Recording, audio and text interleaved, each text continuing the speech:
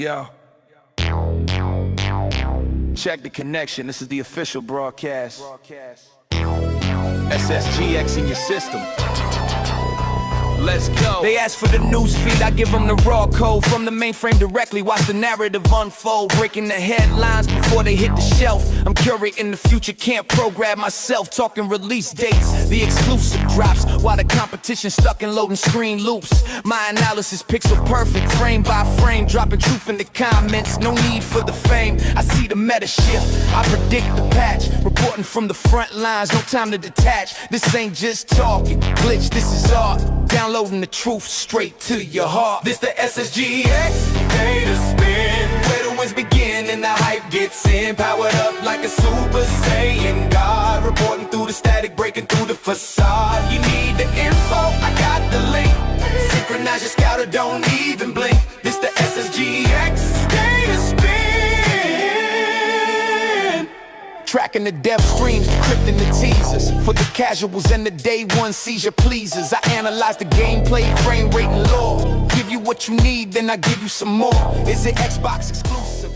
Crimson Desert's new update expands the war in Pywall, and the community says thank you. Glitches and gamers, boot up. 4K the Cybergoon here with a data packet that feels a little different. Over a month since launch, Pearl Abyss just dropped what might be the last major content update for Crimson Desert. And for the millions of players who have fallen in love with Pywall, this one feels like a victory lap punctuated by a heartfelt thank you. Let's decrypt the signal. On May 2nd, Pearl Abyss rolled out patch January 5th, 2000, and it does something the community has been begging for since day one.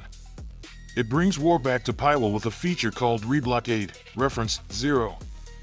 The huge, liberated continent of Pywall can now be plunged back into an active state of conflict, reference 1. You can set the world to a state of war, causing far and beyond 13 different enemy factions to attempt reblockades across more than 23 different forts and quarries on the map, reference 2. If you want chaos, the balance of power will constantly shift, keeping you and your greymanes busy long after the credits roll, reference 3. The patch also introduces a massive boss rematch feature. You can now go back and fight up to a staggering 69 of the game's already defeated bosses, reference 4. Better yet, you can even do so on the recently added higher difficulties, reference 5. While no new loot is obtained from these rematches, you won't lose any consumables used during the fights, making it a pure, risk-free test of skill, reference 6. On top of all that, legendary animals like the Iron Eagle and Hyacinth Macaw can now be kept as pets, rounding out one of the most substantial post-launch content drops in recent memory, reference 7. And that brings us to the real story.